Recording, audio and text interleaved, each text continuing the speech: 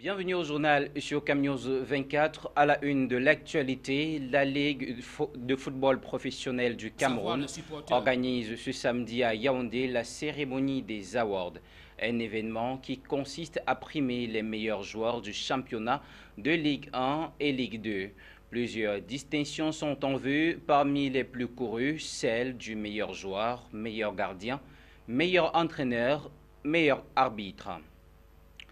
La journée mondiale des personnes âgées se célèbre le 1er octobre 2016 sous le thème « Prendre position contre l'agisme, les attributs de la discrimination fondée sur l'âge et à ses effets négatifs sur les personnes âgées ». Là-dessus, Camnews 24 fait un état des lieux sur le regard et le traitement de la société à l'endroit de ces vieillards. C'est tout pour le sommaire. Bienvenue une fois de plus à cette édition du journal sur votre chaîne. Garga Aman Hadi, président du parti politique Alliance pour la démocratie et le développement depuis 1991 et ancien ministre de la fonction publique, est candidat à l'élection présidentielle 2016-2018 au Cameroun. Le septuagénaire en a fait l'annonce au cours d'une conférence de presse qu'il a tenue à son domicile à Yaoundé. L'annonce du membre de la Commission nationale anticorruption n'est pas surprenante, puisqu'au lendemain de la présidentielle de 2011, l'originaire de la région de l'extrême nord laissait déjà entendre qu'il fera partie des candidats à l'élection de 2018. Il est âgé de 72 ans.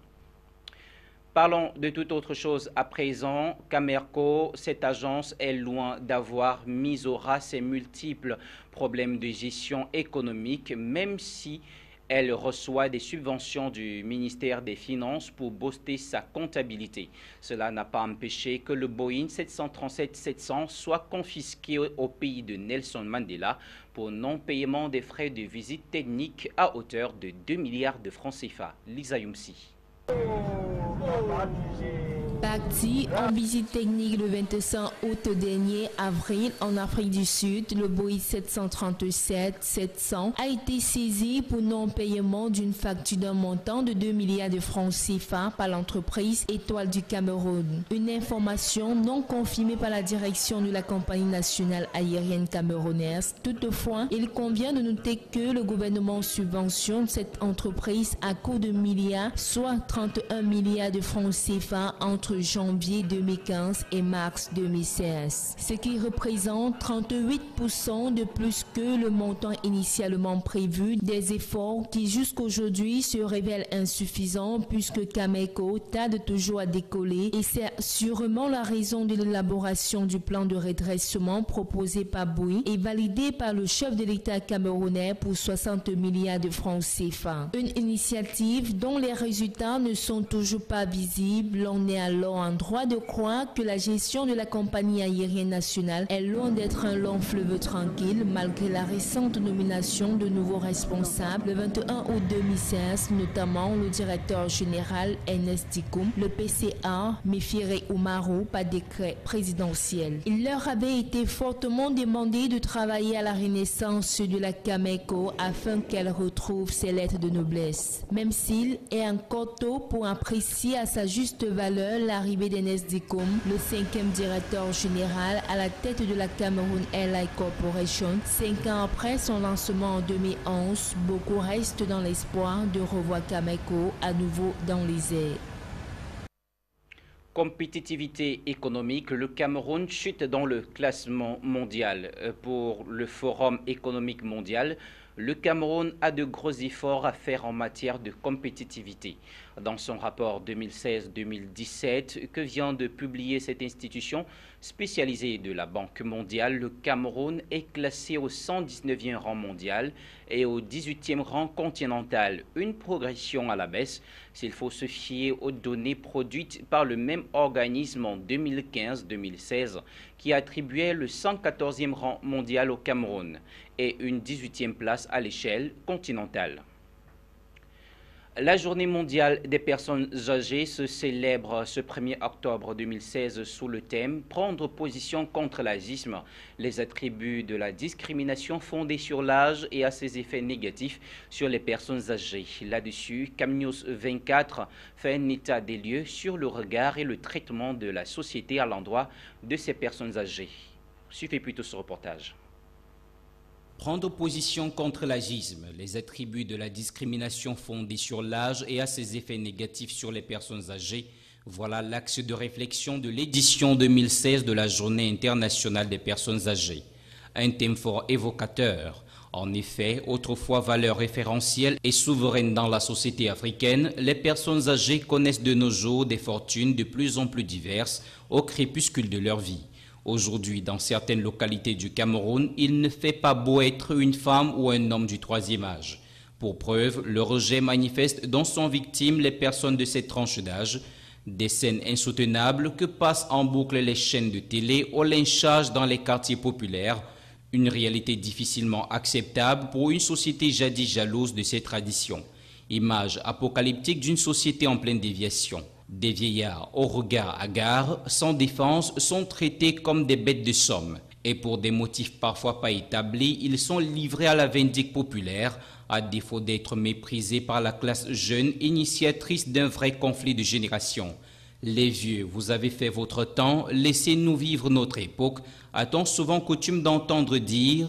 Des jeunes au torse bombé, fiers et étalant par là même la profondeur de toute leur ignorance de ce que vieillard est une mine de savoir salutaire. S'agissant de la situation socio-économique des personnes âgées au Cameroun, il faut noter que leur nombre ne cesse de s'accroître d'année en année, même si leur poids démographique reste encore assez faible. Une telle évolution va très certainement engendrer d'énormes défis en termes de soins gériatriques à satisfaire, de renforcement des filets de sécurité et de protection sociale. Par le passé, la prise en charge des personnes âgées était du ressort de la famille et de toute la communauté. Mais en raison des mutations sociales, cette solidarité est aujourd'hui mise à rude épreuve. L'image de la vieillesse au Cameroun est d'ailleurs celle d'individus faisant face à une précarité économique et à un isolement social. En effet, la majorité d'entre eux ne bénéficient d'aucune pension de retraite et pour les plus chanceux qui en perçoivent, elle est assez dérisoire pour leur permettre de vivre décemment. Par ailleurs, nombre de personnes âgées n'ont d'autre choix que de continuer à travailler en dépit de l'âge avancé. Face à tout cet inconfort, la prise en charge véritable de ces papis et mamies, comme on les appelle affectueusement, revient parfois aux organisations non gouvernementales et autres associations à qui l'État camerounais devrait prêter main forte en plus de densifier ses actions dans cet encadrement. Car en Afrique, lorsqu'un vieillard meurt, c'est une bibliothèque qui brûle, disait le célèbre écrivain et conteur africain Amadou Hampâté-Bâ. Notre plus profond respect à l'endroit de tous ces guides de la jeunesse. Je vous propose à présent de suivre quelques nouvelles de l'Afrique et du monde en bref. Au Mali, les rangs du parti RPM, Rassemblement pour le Mali, se fissurent. Le mercredi 28 septembre 2016, 4 députés ont démissionné du parti présidentiel. Il s'agit de Bakary Diarra, élu à Sikasso, Soyiba Koulibaly de Kati, Mamadou Koulibaly de la commune 2 et Kalilou Ouattara de la commune 3 du district de Bamako. Dans leur lettre de démission adressée au président intérimaire du RPM, les démissionnaires déplorent l'absence de débat au sein du parti et la lenteur dans l'atteinte des promesses faites lors de la campagne présidentielle en 2013. Boeing renforce sa présence au Maroc. Le protocole d'accord a été signé mardi 27 septembre à Tanger entre le constructeur aéronautique américain et le royaume chérifien. Il prévoit la création d'un écosystème industriel qui devrait générer un chiffre d'affaires annuel supplémentaire à l'export d'1 milliard de dollars. Voilà qui vient déjouer les pronostics. Contre toute attente, les principaux producteurs de pétrole réunis le 28 septembre à Alger se sont mis d'accord pour fermer légèrement les robinets.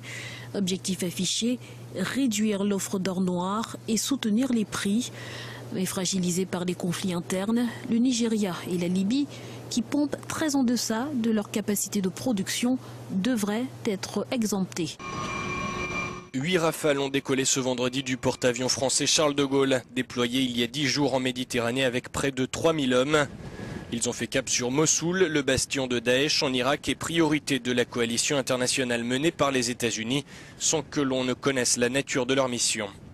L'assaut sur Mossoul est imminent, a assuré ce mercredi le Premier ministre irakien, qui a obtenu de Barack Obama l'envoi de 600 soldats supplémentaires. Les forces de la coalition continueront d'épauler nos troupes à plusieurs niveaux, explique Haider El-Abadi.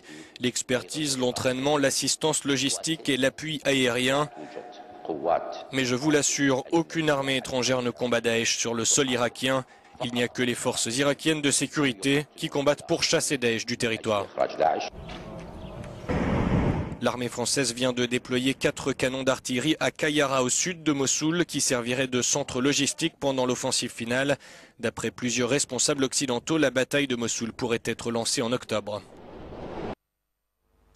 En sport, la Ligue de football professionnel du Cameroun organise ce samedi à Yaoundé la cérémonie des Awards, un événement qui consiste à primer les meilleurs joueurs du championnat de Ligue 1 et Ligue 2.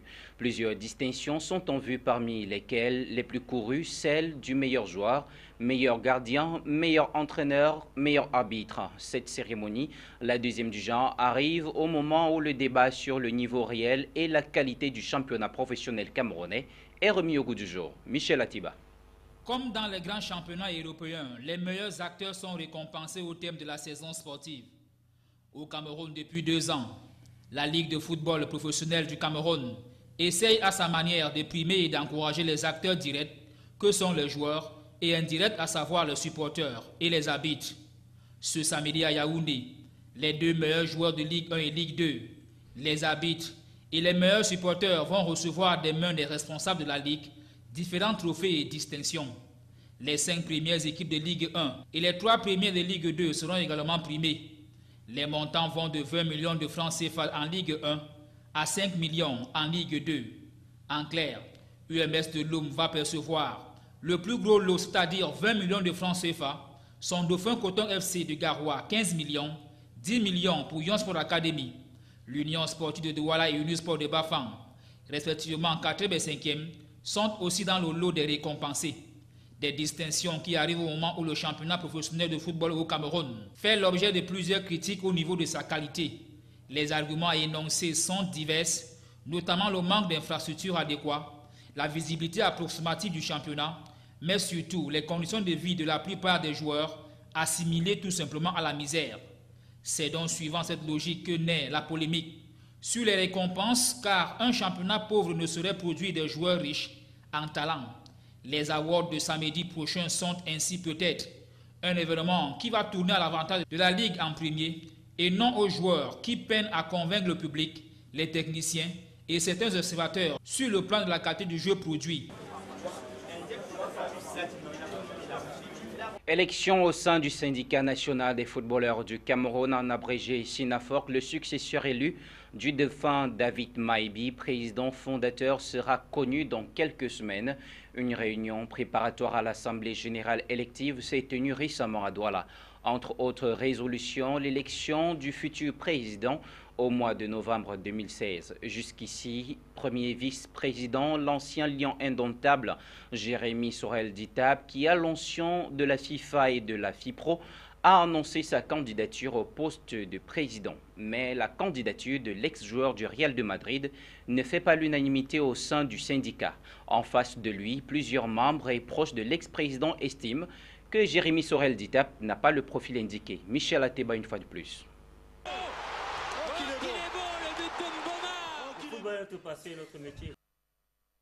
Officiellement, personne ne donne les raisons qui poussent certains à s'opposer à cette candidature de l'ex-lion indomptable. Mais sous cap, les membres et proches du président décédé David Maïbi disent ne pas vouloir de Ditap, malgré la volonté émise par David Maïbi de son vivant de voir l'ancien joueur du Real de Madrid lui succéder à la tête du SINAFOC. Hors micro, certains évoquent l'immaturité de l'actuel vice-président, mais surtout son éloignement des affaires du SINAFOC parce que plus occupé et préoccupé par ses affaires personnelles. Et ils estiment qu'un Ditap pourrait être un président inactif et éloigné de l'environnement qu'il a pourtant révélé. Ces frondeurs s'opposent ainsi à cette candidature et ne souhaite pas voir le vice-président remplacé l'homme à tout faire que fut David Mayebi. Mais ces réserves pourraient ne pas avoir un écho favorable au sein du SINAFOC et même au-delà. C'est parce que pour la FIFA et la Fédération internationale des footballeurs professionnels, DITAP en tant que membre et vice-président a le meilleur profil pour être élu. Ancien joueur professionnel, son nom est inscrit en lettres d'or dans la plupart des milieux sportifs et peut mieux défendre les intérêts des footballeurs en activité et trouver les voies de reconversion pour ceux qui mettent fin à leur carrière sportive. L'élection du mois de novembre prochain, sauf miracle, et ce malgré une certaine opposition, va donc le placer à la tête du SINAFOC, un vœu pieux de David Mayebi et plusieurs autres membres qui souhaitent voir l'œuvre et surtout la volonté, dans le cas d'espèce, de leur mentor se pérenniser. C'est ici, mesdames et messieurs, que prend fin cette édition du journal. Merci de l'avoir suivi. Restez en compagnie de nos programmes. Au revoir.